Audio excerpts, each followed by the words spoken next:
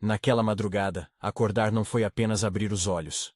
Foi encarar um buraco frio onde a memória deveria estar.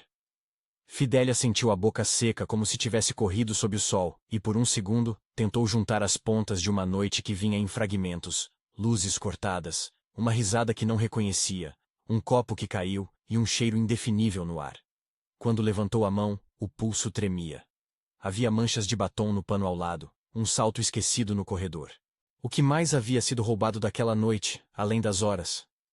No hospital, o relógio parecia punir cada segundo. O corredor branco, o cheiro de antisséptico, a voz baixa da enfermeira que evitava olhar nos olhos de Fidélia. O exame deslizou como uma sentença. Positiva. Havia um bebê crescendo dentro de seu ventre. A notícia, que para muitos chega embrulhada em alegria ou medo, caiu sobre ela como uma ordem. Fidélia não sentiu alegria. Sentiu confusão e uma culpa que vinha antes das explicações. Culpa por não se lembrar, vergonha por ter chegado ali sem respostas. As perguntas surgiram como feridas. Quem a levou até a cama do hotel? Como alguém havia conseguido drogá-la? Por quê? Ela tentou lembrar de Derek. Derek, com suas mãos sempre prontas a oferecer desculpas e promessas vazias. Derek, cujo nome já carregava boatos na cidade pequena onde cresceu. Quando o telefone tocou e o nome dele apareceu na tela, Fidélia sentiu a náusea voltar, mais afiada. Ele insistiu que era apenas um mal-entendido, que alguém poderia tê-la enganado, que eles poderiam consertar tudo. Ele usou a voz que ela conhecia como arma. Proteção por fora, chantagem por dentro. E havia outros detalhes que o medo social mastigou rápido. Fotos borradas enviadas a jornalistas, mensagens que circulavam em grupos, comentários cruéis sobre honra e chance desperdiçada.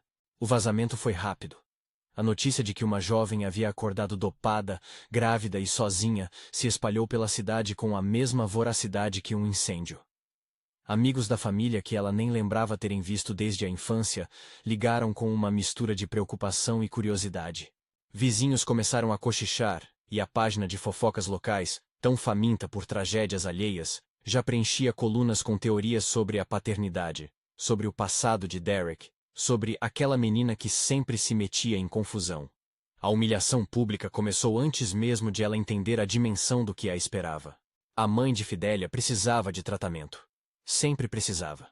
Um tumor que voltou, exames que exigiam procedimentos que uma fila pública não cobriria à altura, remédios caros que consumiam tudo o que restava de uma vida já apertada. Quando a notícia da gravidez se juntou à conta do hospital que crescia no canto da mesa, Fidélia viu a rua se estreitar. Era como se tudo o que ela tivesse fosse medido em recursos. Tempo, dignidade, dinheiro. O problema não era só dela. Era de quem ela amava. Foi nessa rede de desespero que apareceu a família Grayson. Eles circularam pelo hospital como uma tempestade contida. Não porque se importassem primeiro com ela, ninguém surge no quarto de alguém sem olhar primeiro para a janela de oportunidade. Mas porque o gesto tinha a eficiência fria de uma máquina bem oleada. Richard Grayson entrou com passos calculados, a postura impecável, a gravata mais escura que a sala. Era bonito de um modo que apertava. Não um rosto jovial, mas uma escultura com linhas duras e olhos que não sorriam à toa. Quando olhou para Fidélia, não havia pena na expressão. Havia avaliação. Ela o observou de longe, na barra da cama. Um homem que poderia comprar a crise inteira e ainda ter troco.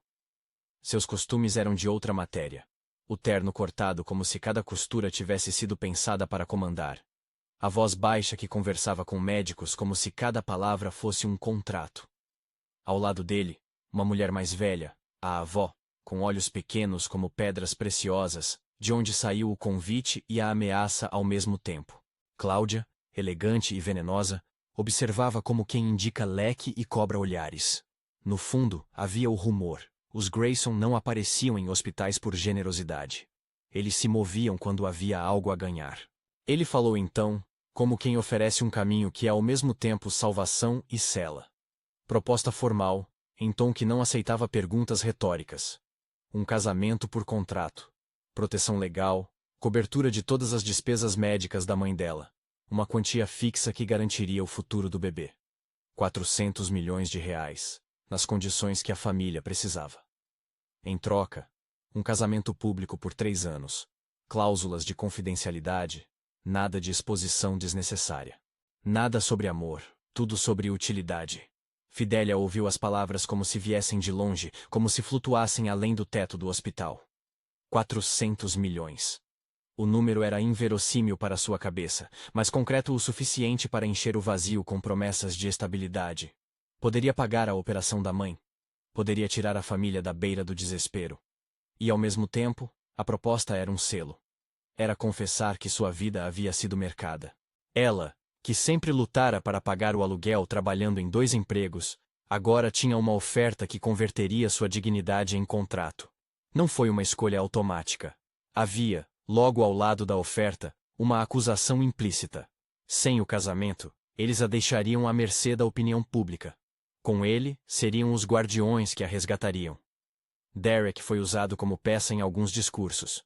Podia ser o autor da emboscada, podia ser apenas o catalisador. Havia também quem sussurrasse, com um tom quase religioso, que aceitar aquilo seria prostituir a si mesma em nome da sobrevivência. A cidade olhava. A família implorava, e a mãe, em casa, enviava mensagens que tremiam na tela do celular de Fidélia, pedindo que ela considerasse a operação antes que fosse tarde demais. Ela foi para casa e não conseguiu dormir. O apartamento pequeno parecia feito de sombras mais grossas. As paredes lembravam a textura de uma infância dura, e ela sentiu que todas as escolhas da sua vida tinham sido reduzidas a uma única pergunta: quanto vale sua liberdade diante da vida de sua mãe? Aos poucos, o rosto de Richard invadia seus pensamentos, não como um homem, mas como uma solução com feições perfeitas. Ela o odiava por aquilo. O odiava porque ele tinha o poder de comprar calma onde ela só sentia ruído. Derek reapareceu como um espectro inconveniente. Ele bateu a porta com um sorriso que não alcançava os olhos, com desculpas que soavam como promessas de conserto. Havia mensagens dele para ela que soavam como chantagens disfarçadas de consideração. Fotos antigas, lembranças de beijos em dias em que ela acreditava no futuro, agora usadas como ameaça. Ele insinuou que, se ela aceitasse o acordo, suas informações poderiam desaparecer.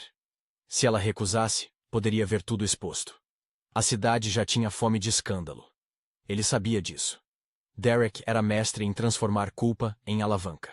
No meio dessa pressão, apareceu Philip Morris, o tipo de homem que sorri para o capital e para a aparência. Ele mencionou o nome Grayson como quem anunciaria um fenômeno. Aliança, estratégia. Philip sugeriu que o casamento poderia salvá-la da destruição social. Ele ofereceu perspectivas de trabalho, contatos, uma vida que parecia promissora, mas que sempre vinha com a expectativa de retribuição. Havia tantos rostos com mãos estendidas, todas pedindo algo em troca. Fidélia não era ingênua. Sabia que aceitar seria uma troca pesada.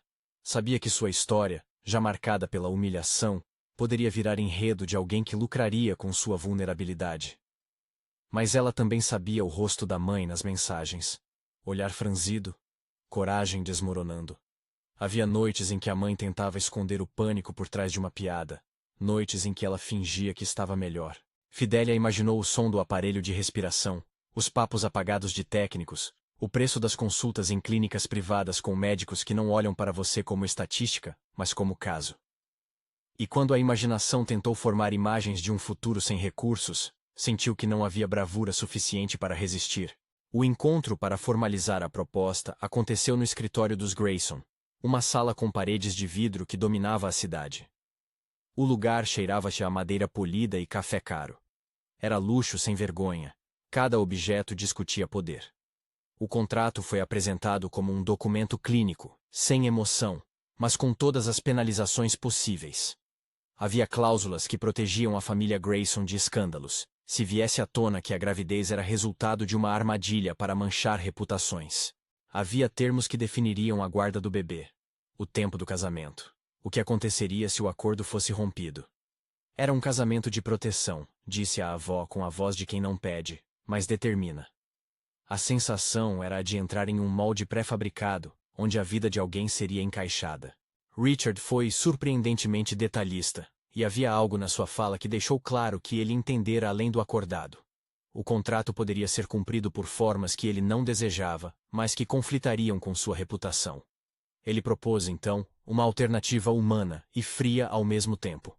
Pagaria a operação da mãe sem alardes. Garantiria que o nome dela não virasse manchete.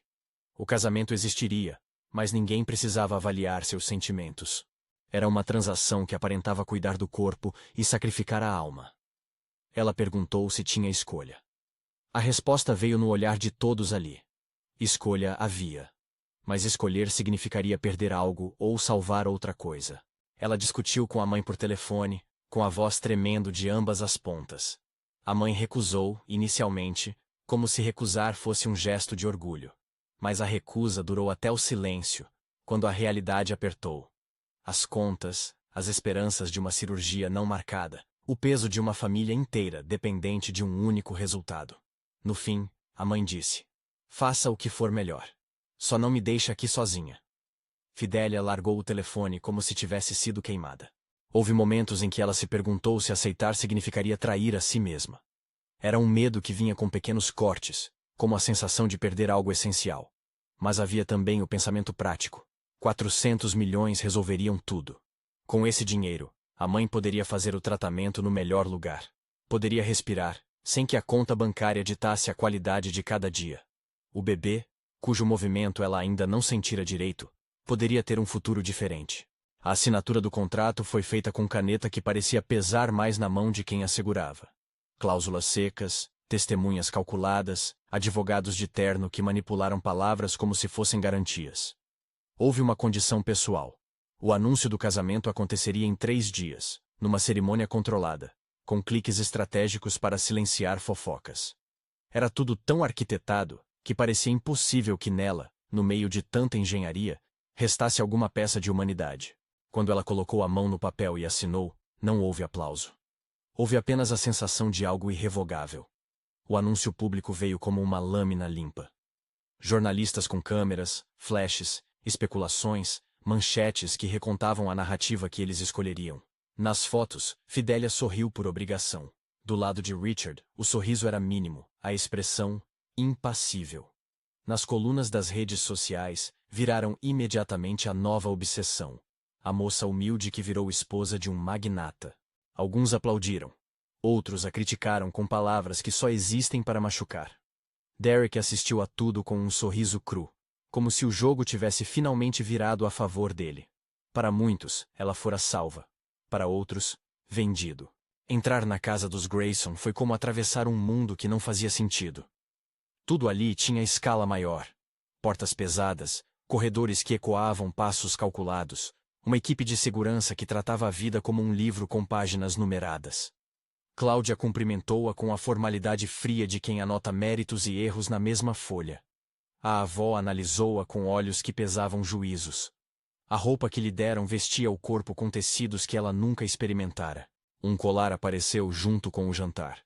Uma peça que brilhava na luz e parecia dizer que a posse estava agora completa. Richard, que mantivera distância nas primeiras semanas, observou de longe.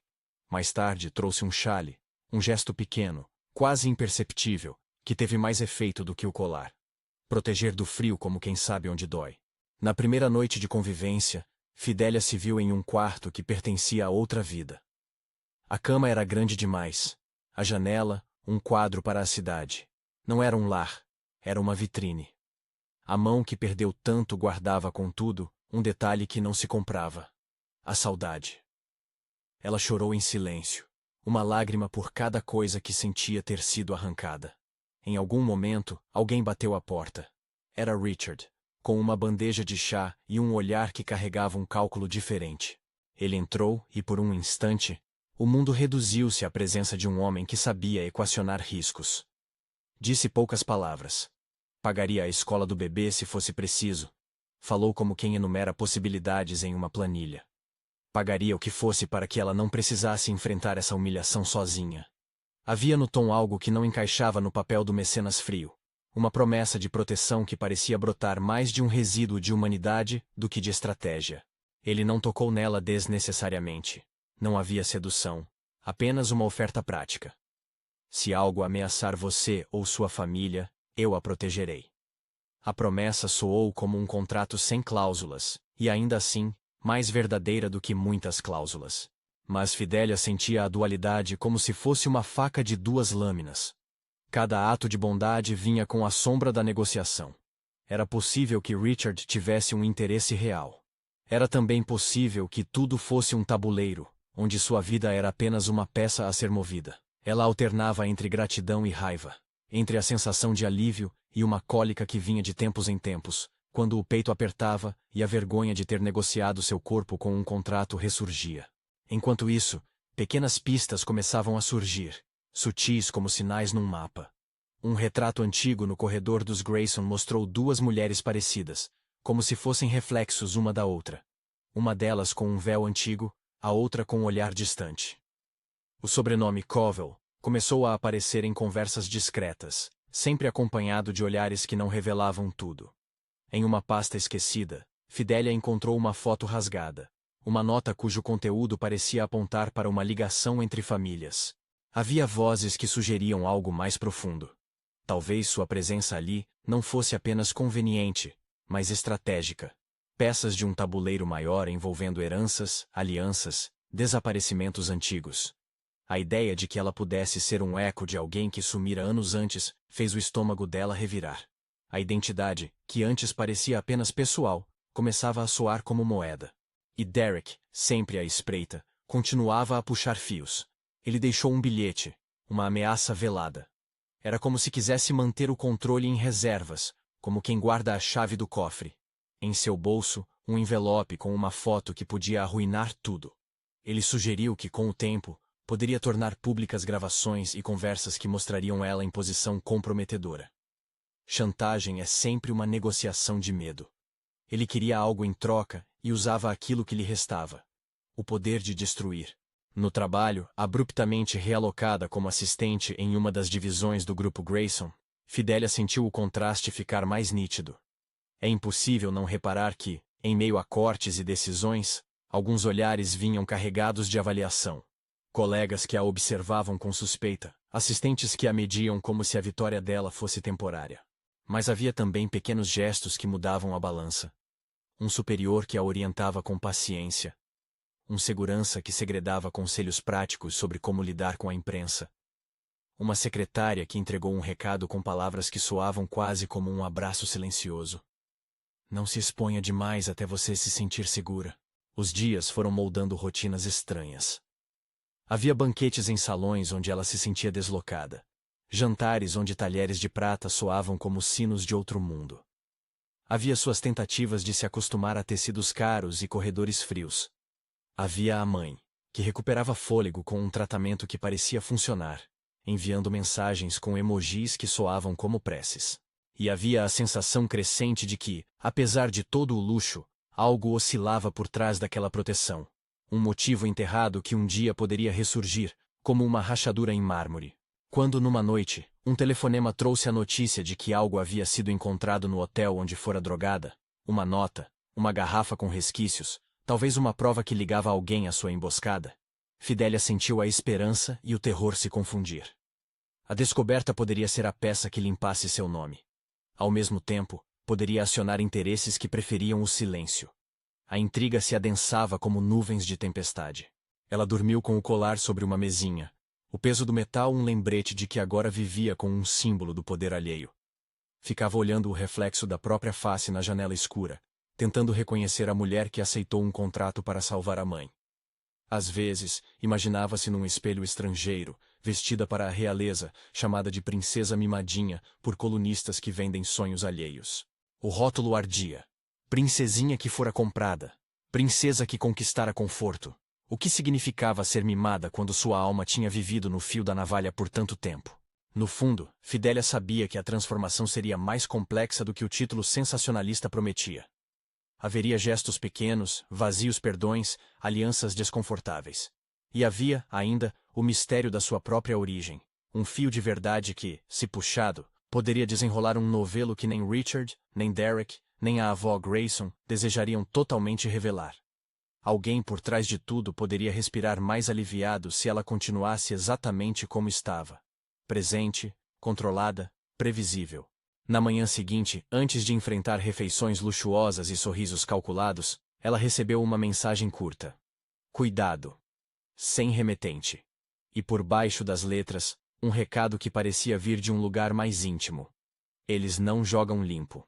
Era a primeira vez que alguém lhe dizia em poucas palavras o que seu corpo já pressentia. Que ela estava no centro de um jogo maior do que a imagem que os jornais vendiam. Ela respirou fundo, colocou o colar no pescoço, e por um momento hesitou diante do espelho. A imagem refletida era de uma mulher que tinha que escolher novamente, manter o acordo, proteger a família, aceitar os gestos de proteção do homem ao lado, ou recusar, arriscar tudo, e talvez perder o único caminho para a cura da mãe. Ao final, fechou a porta e saiu para o dia, com passos que não pareciam mais apenas dela. Se essa história ressoa com você, fique comigo até o final. Há muito mais a descobrir por trás dos sussurros e dos sorrisos. Fidélia passou os dias seguintes com a sensação de que alguém havia trocado os móveis da sua vida, sem pedir licença. Cada canto da casa dos Grayson continha objetos que falavam uma língua nova. Afinal, mesmo o silêncio ali tinha etiqueta. Ainda assim, havia fendas nas superfícies polidas, esquinas de conversa onde alguém se esquecia de fechar a porta, um bilhete deixado por engano, um arquivo que piscava aberto na tela de um computador onde não havia razão para ela estar. Fidélia aprendeu, devagar e com cuidado, a notar essas fissuras. Era o que faria com o resto do que lhe havia sido tirado. A primeira peça veio numa madrugada, quando a casa já dormia, e ela, incapaz, caminhou até o escritório cujo vidro dava para a cidade. A luz noturna da mesa estava acesa. Sobre ela, um envelope sem endereço. Dentro, uma foto. A imagem em papel brilhante mostrava o corredor do hotel onde fora encontrada naquela noite, vista de um ângulo que só uma câmera de segurança poderia alcançar. Ao lado da foto, uma anotação com uma hora e uma sigla. 0243, HS. E, mais abaixo, um nome que fez o coração dela bater de modo irregular. Derek Leyland. Não foi surpresa encontrar o nome dele ali. O que a surpreendeu foi a clareza do registro. Alguém havia sido meticuloso o suficiente para anotar detalhes, como se fizesse checklist. Não havia na foto uma cena explícita. Havia sim uma sombra num corredor, uma porta entreaberta, um rastro de sapato. Coisas que para um tribunal poderiam se transformar em provas. Coisas que para alguém com medo pareciam convidar ao pior. Ela não sabia a quem pertencia o envelope. Poderia ser um anônimo tentando ajudá-la, ou um aviso velado. Decidiu, antes de agir, confiar em uma pessoa dentro da casa que já lhe dera uma migalha de humanidade. A secretária que a recebera no primeiro dia, Júlia. Júlia era discreta como as chaves que guardava, mas havia nos olhos dela um cansaço que lembrava o de quem trabalhou o suficiente para ver padrões. Fidélia mostrou a foto, a anotação, e pediu apenas que Júlia verificasse discretamente se havia mais imagens. Júlia trouxe no dia seguinte um pendrive escondido numa bolsa. Havia imagens de segurança do hotel, cortes de horas, ângulos diversos. Um frame demoradamente ampliado mostrou Derek conversando com uma figura encapuzada no corredor, uma mão estendida com um copo. As coisas iam se encaixando numa lógica triste. Derek fora o instrumento. Alguém por trás dele fizera o plano. A pergunta era: quem pagara por aquilo? Fidélia sabia que precisava de provas robustas antes de acusar. A cidade era pequena o bastante para transformar uma acusação em sentença sem apelo. E a família Grayson podia usar milhões de maneiras para silenciar uma mulher. Assim, ela fez o que pôde com o que tinha. Anotou horários, memorizou rostos, guardou cópias das imagens. E começou a juntar uma lista de perguntas que, quando feitas, irradiariam desconforto pelo casarão. Richard notou a mudança. Nos primeiros tempos parecia estar sempre a 2 passos de compreender e a 3 de sentir culpa. Observou-a com a distância de um homem que reconhecia sua dívida, mas não percebia ainda o peso total daquilo que a casa fazia. Houve momentos em que ele oferecia ajuda prática, encontros com advogados, médicos de confiança, telefonemas que sumiam com boletos e processos, e outros em que sua frieza política se impunha, quando reuniões exigiam que ele mantivesse uma linha institucional. Entre essas margens, ele acilhou o olhar, ao mesmo tempo protetor e cauteloso. Certa tarde, quando o céu carregava nuvens cinzentas que pareciam anunciar tempestade, Fidélia encontrou uma brecha. A reunião semanal muito importante da diretoria fora transferida, e muitos dos executivos haviam saído para um almoço externo. Restaram poucos no prédio. Aproveitando a redução de vigilância, ela entrou no arquivo do andar executivo, lugar onde imaginou que se guardavam contratos, papéis de acionistas e, talvez, documentos que explicassem o que a levara até ali. Havia pastas arrumadas pelo nome das empresas do grupo, números e planilhas. No meio da ordem, um arquivo a partiu de forma irracional. Projeto Covel. Análise de impacto. A palavra Covel recortou-lhe a garganta. O documento era uma avaliação antiga sobre alianças estratégicas, nomes de famílias influentes, e, em uma linha quase comicamente discreta, a menção a possíveis pontos de inserção. Sujeito: feminina, vulnerável socialmente. Havia o nome de uma pessoa listada como contato. Cláudia R. Cláudia. A sensação que tomou Fidélia foi tão clara quanto a luz de uma lâmpada. Alguém estudara vulnerabilidades. Alguém desenhara o mapa de uma alma para usá-la. Ela não precisava ir mais longe para entender que a proposta que recebera não fora apenas uma oferta de generosidade. Fora arquitetura. Havia naquela planilha, por trás dos números e dos parágrafos frios, uma estratégia para montar alianças, neutralizar rivais e blindar heranças e interesses. E o que doeu com maior precisão foi perceber que sua própria existência fora enquadrada como peça. Fidélia guardou uma cópia digital, e pela primeira vez desde a assinatura do contrato, sentiu não apenas medo, mas raiva.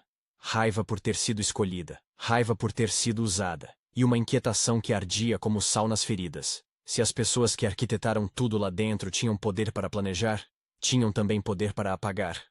Precisava agir antes que apagassem as pistas. Ela saiu do arquivo com a pasta escondida sob o casaco. No corredor, encontrou Cláudia, impecável, que sorriu de uma forma que não chegava aos olhos. Cláudia falou do jeito social que usa quem acredita ter sempre a vantagem. Como vai, querida? Espero que esteja se acostumando com nossa vida aqui. Fidélia tentou responder com leveza, mas a voz traiu-a. Cláudia inclinou-se, e num gesto que parecia casual, deixou escapar uma frase que soou como um aviso. Cuidado com os que mexem demais nos arquivos. O papel queima mais rápido do que a pessoa que o procura. A ameaça foi sussurrada, mas carregou a mesma potência de uma sentença. Fidélia já não podia confiar na política do lar. Precisava de uma estratégia própria. Decidiu não expor nada de imediato. Em vez disso, procurou alguém que, por acaso ou sorte, parecia ter coração. O gerente de segurança do prédio, Marcos, um homem de palavra com a preguiça do olhar de quem vira muita coisa. Ela o chamou. Contou em voz baixa suas suspeitas, entregou as imagens do hotel e a cópia do arquivo Covel. Marcos ouviu sem interromper. Quando terminou, ele falou com a cautela dos que ocupam posições delicadas. Se isso for verdade, senhora, não é só uma vingança pessoal, é um jogo de poder. Eu posso ajudar com segurança privada e com logs, mas você precisa provar antes de jogar gasolina no fogo. Prometeu buscar gravações do hotel, logs de chamadas entre Derek e números suspeitos, e, se necessário, intervir no ponto de vista logístico. Fidélia sentiu que ganhara uma aliada discreta. Era pouco, mas era começo. A investigação, lenta e feita à margem das formalidades, trouxe coisas que confirmavam os piores instintos. Um pagamento pequeno e desesperado feito a Derek por uma conta intermediária semanas antes da festa. Registros de compras de substâncias compatíveis com sedativos, adquiridas por um nome que, após rastreamento, era ligado a uma das empresas de serviços que prestava para os Grayson, e mensagens apagadas de uma funcionária contratada temporariamente pela casa na semana da festa. A quantidade de gente que poderia ser chamada a depor era alarmante. O quadro apontava para uma operação coordenada, com agentes tanto externos quanto internos. Fidélia confrontou Richard com os documentos. Não o fez em tom de acusação leviana. Fez com a frieza de quem precisa respostas. Ele recebeu as provas em sua sala, de frente para a cidade que governava em vidros. O silêncio que se seguiu foi denso. Não o silêncio do não saber, mas o silêncio de quem tenta calcular danos. Isso é sério, disse ela. Isto não é um acidente. Alguém planejou para que eu fosse vulnerável. Alguém me transformou em peça. A voz era contida, mas firme. Richard não desviou o olhar. Havia no rosto dele um desgaste que nenhum protocolo poderia disfarçar. Deu um longo suspiro e, em seguida, falou com uma honestidade que a surpreendeu. Eu não autorizei uma agressão. Não sei quem. Minha família toma decisões às vezes que eu não vejo até ser tarde. Se alguém dentro de casa recebeu ordens para executar isso, eu quero descobrir. E se isso envolver a minha família, então será a minha família que terá de pagar o preço. A declaração tinha o peso de uma promessa. E algo mais. Uma ameaça a quem quer salvaguardar sua reputação com atitudes sujas. Fidelia não acreditou de imediato. Era natural. Mas as ações dele que se sucederam a partir dali ajudaram-na a crer. Richard requisitou auditoria interna, convocou reuniões, ordenou que ninguém tocasse em provas e, sobretudo, garantiu a ela proteção discreta. Não foram palavras grandiosas num programa de TV. Foram mudanças práticas. Ele destinou equipe jurídica para preparar medidas que assegurassem a sua segurança. Mandou que ninguém listasse a clínica onde a mãe dela estava sendo tratada e ordenou que Derek fosse localizado imediatamente. Quando Derek foi finalmente encontrado, não era por acaso. Foi uma tarde em que ele achou que podia voltar à sua vida de armadilhos. Mensagens de chantagem enviadas, notas cobrando seus serviços. Um chamado da polícia o pegou por surpresa. Ele tentou manter o sorriso fácil na delegacia, mas o brilho do homem que se achava dono das coisas começava a opacar. As investigações mostraram pagamentos e uma rede de intermediação.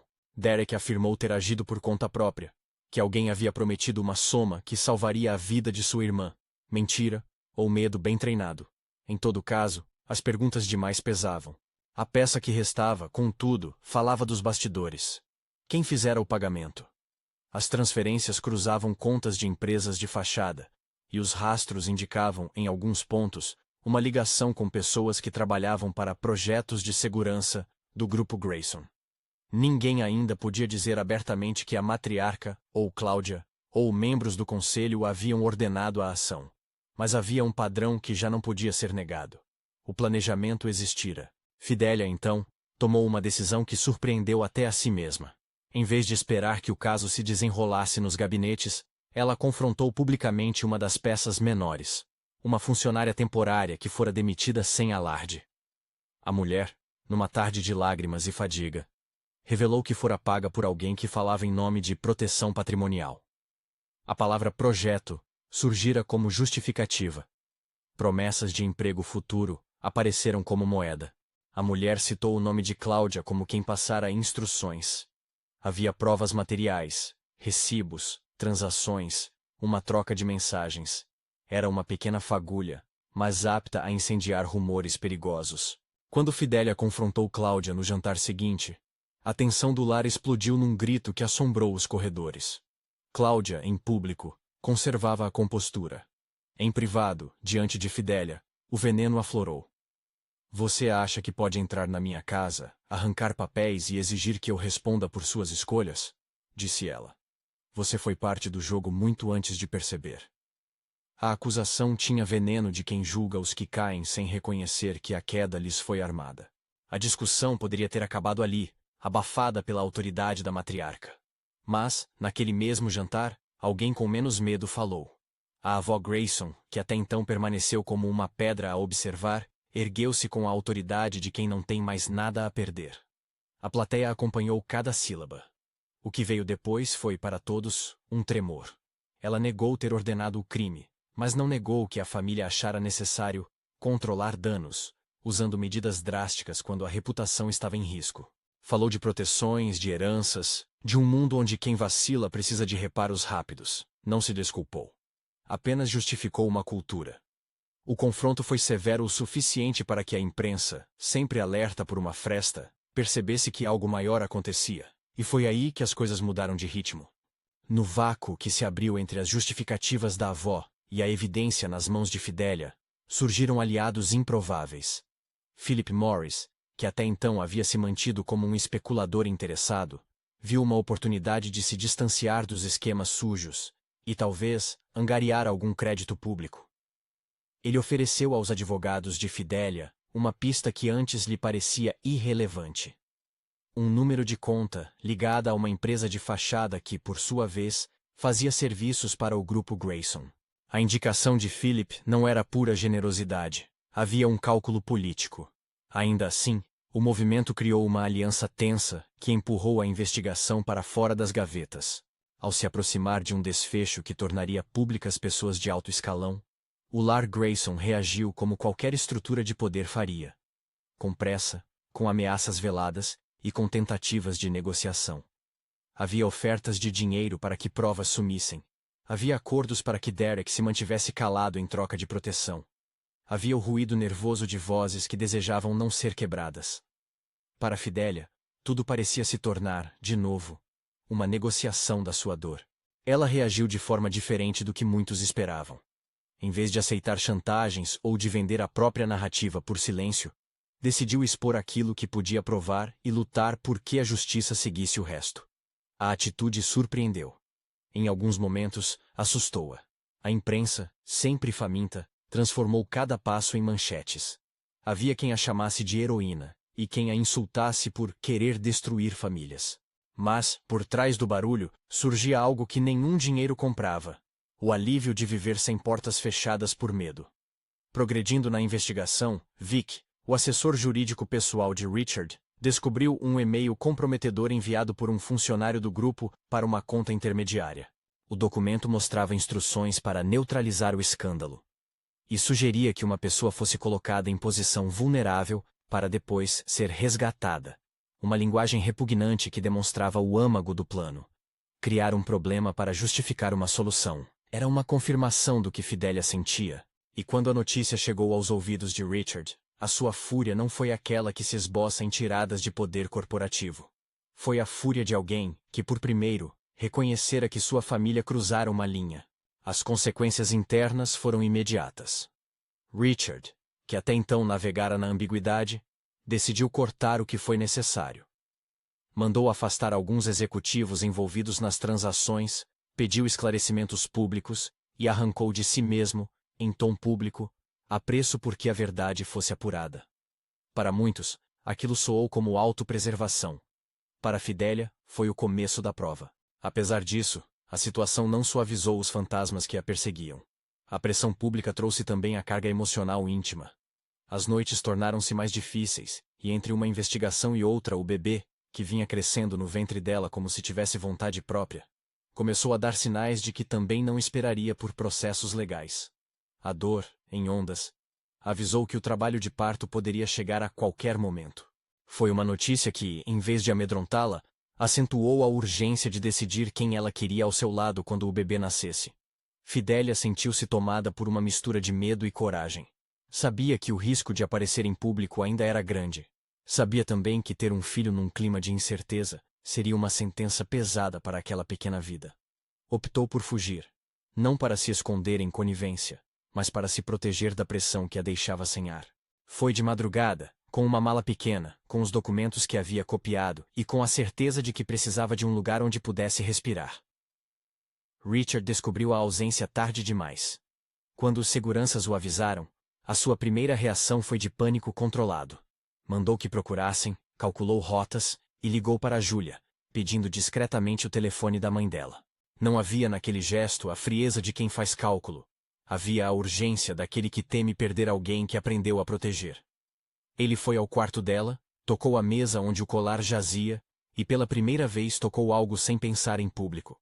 O chale que um dia oferecera descansava desde então, e ele pegou-o como quem busca um talismã de lembranças. Fidélia havia tomado a direção de uma clínica pequena na periferia da cidade. Um lugar que a mãe já conhecia, e onde profissionais tinham acompanhado os primeiros meses. Sentindo as contrações apertarem, ela pediu para esperar no carro até ter certeza de que precisava de atendimento. Mas a bolsa estourou como se o corpo quisesse mandar à pressa a boca. Uma dor aguda e verdadeira interferiu com a lógica. A cidade, que tantas vezes vira a vida dela virar espetáculo, tornou-se um espaço cinzento, onde a urgência médica substituiu o teatro da reputação. Ela tentou ligar para a mãe. Sem sucesso. A respiração ficou mais curta, os pensamentos fizeram curvas que só a dor permite. Memórias, rostos, decisões. Foi nesse desespero que a porta do carro se abriu, e Richard apareceu, sem pompa, sem gravações, sem discursos prontos. Havia sangue nos olhos e nos modos à pressa de quem correu mais de que uma distância física. Ele havia dito ao motorista para encontrá-la, e a verdade é que naquele momento não havia presenteação corporativa. Havia um homem que fora tocado por uma possibilidade que ultrapassava o interesse de alianças. A corrida para o hospital foi um nó de adrenalina. No banco de trás do carro, Fidélia sentia o mundo reduzir-se às mãos que seguravam o volante e às batidas do próprio corpo. Richard, que sempre acreditara no controle absoluto, dirigia com a mesma intensidade de um homem que agora via suas prioridades mudarem radicalmente. Não falou com palavras, apenas segurou a mão dela, e ao sentirem a sirene, o medo tornou-se uma palavra mútua que não precisava ser dita. No hospital, o caos administrativo que costuma se seguir a emergências parecia menor diante do fato puro. Uma mulher em trabalho de parto. Fidélia foi atendida com rapidez. As enfermeiras a acalmaram com rotinas e vozes profissionais. Richard permaneceu à porta, com a boca seca, até que um médico pediu que ele entrasse. Foi a primeira vez que ele esteve tão perto da intimidade do corpo dela, sem um contrato a reger seus movimentos. No quarto, entre instruções e dores, Fidélia o olhou e disse, com uma franqueza que a dor tornava cortante: "Meus passos me trouxeram até aqui. Eu não quero que você pague só porque se sente obrigado." O tom não era de acusação, era de proteção. Ela repetia entre contrações que o bebê merecia mais do que cenários calculados. "Eu preciso saber se você está aqui por mim", completou, a voz encrespada. Richard pegou suas mãos como se o mundo inteiro no qual crescemos pudesse se resumir naquela pequena intimidade, e falou com a sinceridade que errava um pouco a formalidade dos seus dias. "Eu errei com omissões que permitiram que isso acontecesse. Não sei se posso apagar tudo o que foi feito, mas juro que não vou mais permitir que me esconda inconveniências. Se você quiser, eu assumo o risco de ser público e feio em defesa de você e da criança.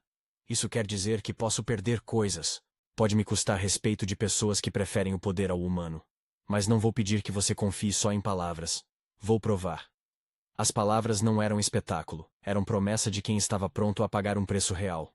Quando o bebê nasceu, um ser pequeno que chorou como se dissesse ao mundo: "Aqui estou." Houve um turbilhão de emoção que nenhum contrato poderia prever.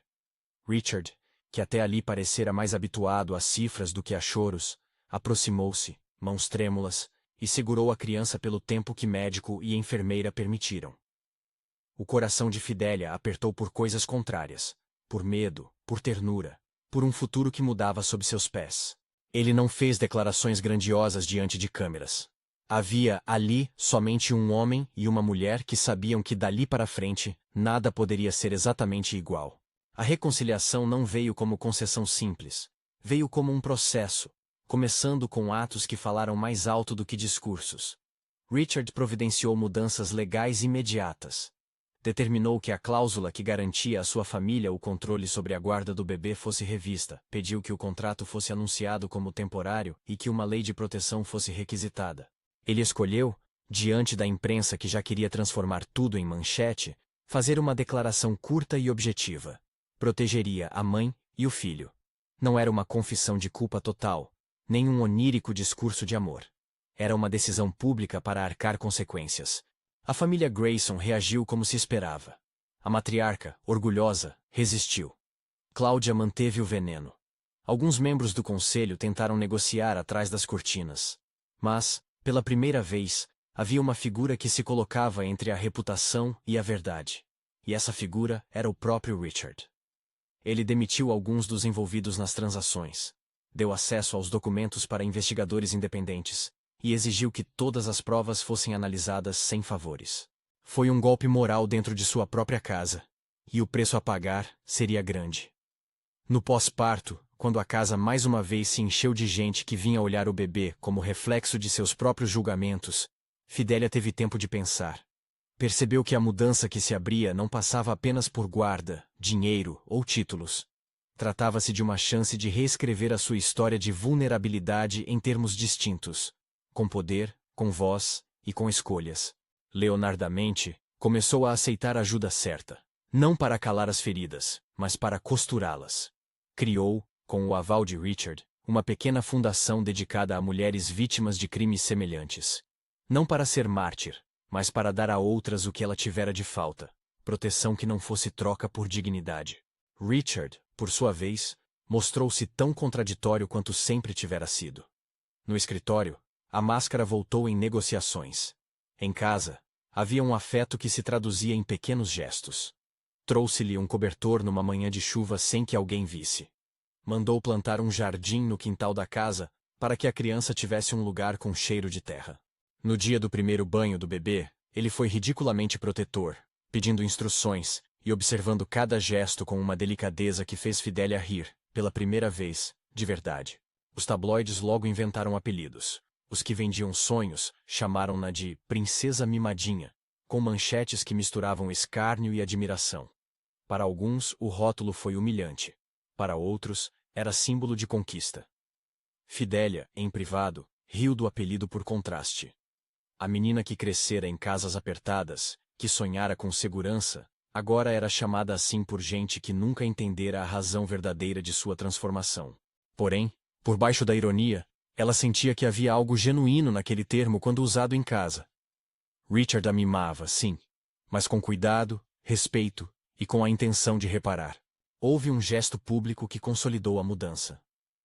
Alguns meses depois, em uma reunião do conselho marcada para decidir se havia ou não diretrizes éticas que o grupo deveria seguir, Richard se levantou e declarou que a empresa teria, sob sua batuta, um comitê de ética e responsabilidade que impediria a instrumentalização de vidas para interesses corporativos.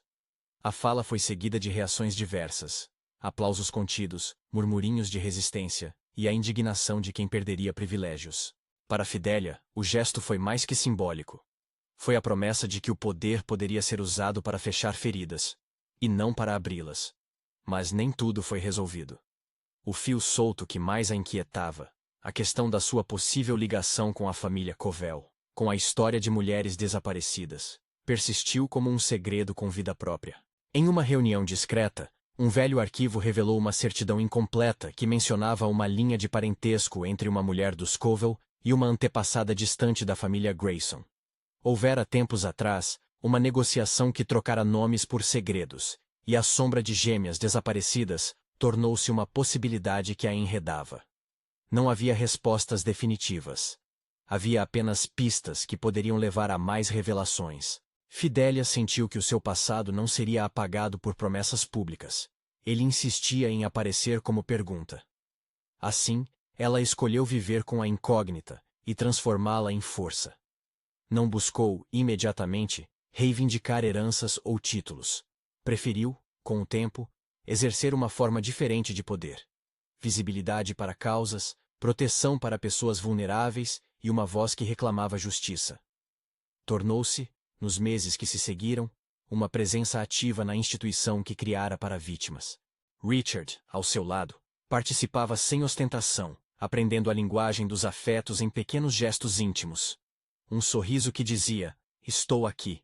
Uma decisão que dizia, eu renuncio ao que me prende. A relação deles, por fim, deixou de ser uma simples transação e tornou-se um contrato vivo.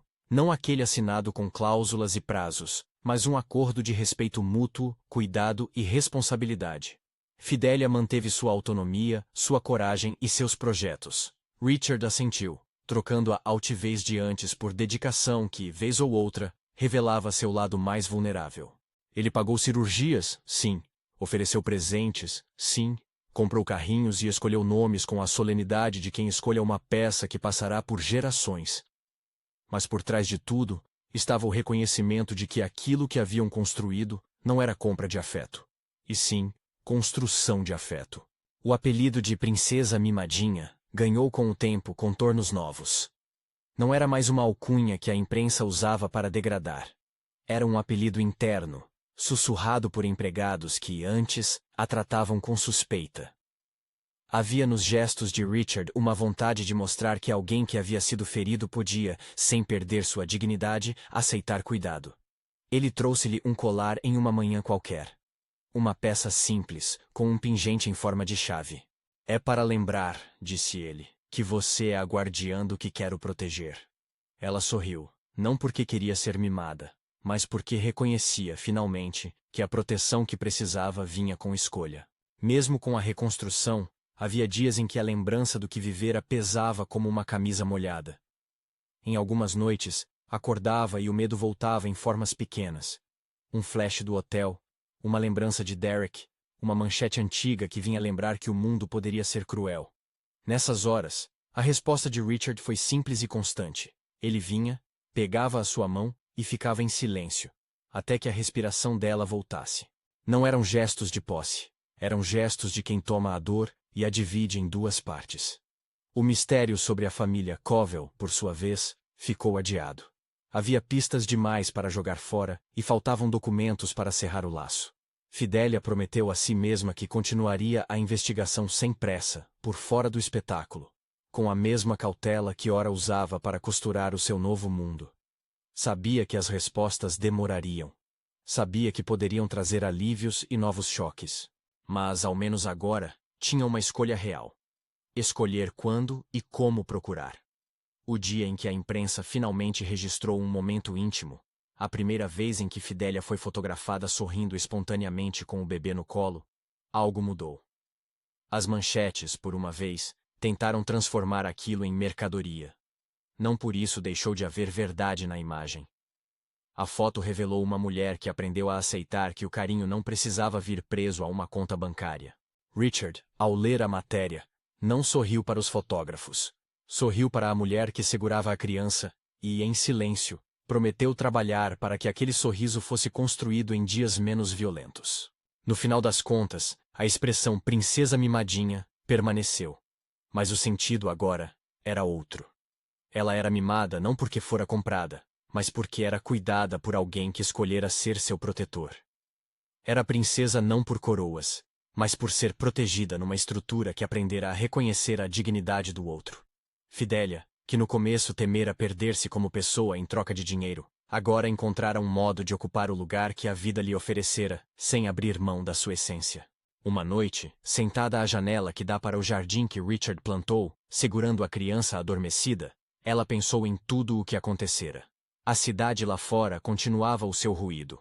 O jornal dava voltas. A solução completa para a sua identidade ainda estava por vir.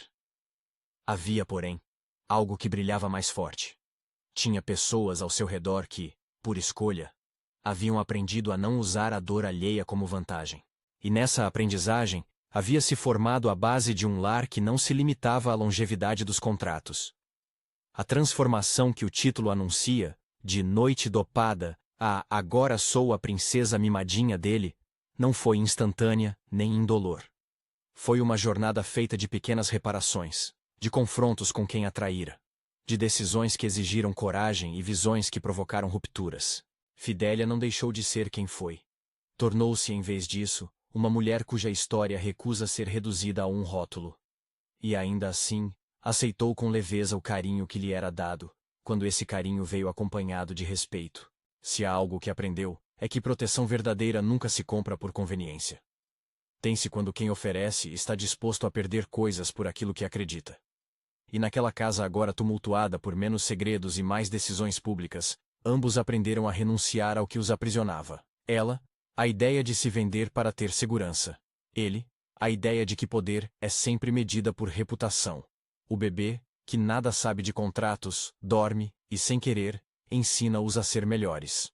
Se esta história tocou você de alguma forma, conte nos comentários qual momento mais mexeu com seu coração, e inscreva-se para acompanhar outras histórias de reviravolta, coragem e amor que nasce das escolhas difíceis.